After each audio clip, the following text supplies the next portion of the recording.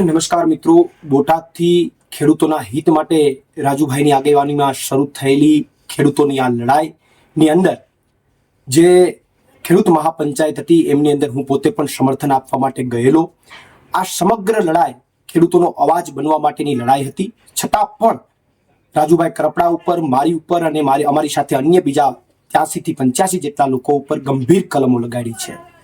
પણ અમે ભાજપની આ ખોટી ફરિયાદોથી ડરતા નથી, એના ફરિયાદોથી ડરવાના નથી અને એટલા માટે આવતીકાલે 16 તારીખે અમે ખેડૂતોના હિત માટે અને જે ત્યાં ખેડૂતો પકડાયા છે એને છોડાવવા માટે અમે અનશન ઉપર બેસવાના છે.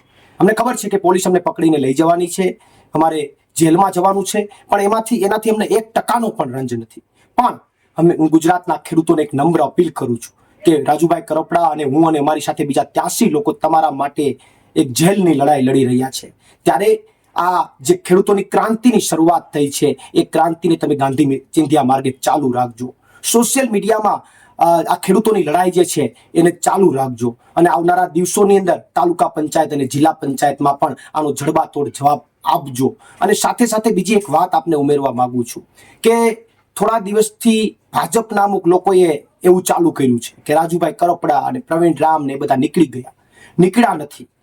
અમે એ મહાપંચાયતમાંથી નીકળ્યા નહોતા. ત્યાં પરિસ્થિતિ જે તંગ થઈ, પોલીસ પ્રશાસન અટકાયત કરવા માટે આવી, જે પરિસ્થિતિ તંગ થઈ અને જો રાજુભાઈ કરપડાની કે મારી ધરપકડ કે અટકાયત થઈ હોત તો કદાચ પરિસ્થિતિ આનાથી પણ વધારે ખરાબ ઊભી થઈ ગઈ હોત. અને એટલા માટે ત્યાંના સમજદાર ખેડૂતોએ અમને બંનેને પકડીને બહાર કાઢ્યા છે. અને એવું ભૂતકાળમાં જે હાર્દિક પટેલ વખતેના આંદોલનમાં ધરપકડના કારણે જે ઘટનાઓ બની એવી ઘટનાઓ ત્યાં એ ગામમાં ન બને એટલા માટે ત્યાંના સમજદાર ખેડૂતોએ એમને બંનેને બહાર કાઢ્યા. એટલે એ સમજદાર ખેડૂતો જે છે એમણે આ નિર્ણય લીધો હતો. એટલે ખોટી એવી અફવાઓ જે ફેલાવી રહ્યા છે એને પણ તમે પૂછજો કે ત્યાં કદાચ ધરપકડ કે અટકાયત થઈ ગઈ હોત અને કદાચ કાંઈ અઘટિત ઘટના બની ગઈ હોત તો શું ભાજપવાળાઓ તમે આ જ કરાવવા માંગો છો? આ સૌથી મહત્વનો સવાલ છે. અને એનાથી પણ વિશેષ હું તમામ ખેડૂતોને કહું છું કે આ લડાઈની અંદર ગાંધી ચિંધ્યા માર્ગે સાર્થ અને સમર્થન આપજો.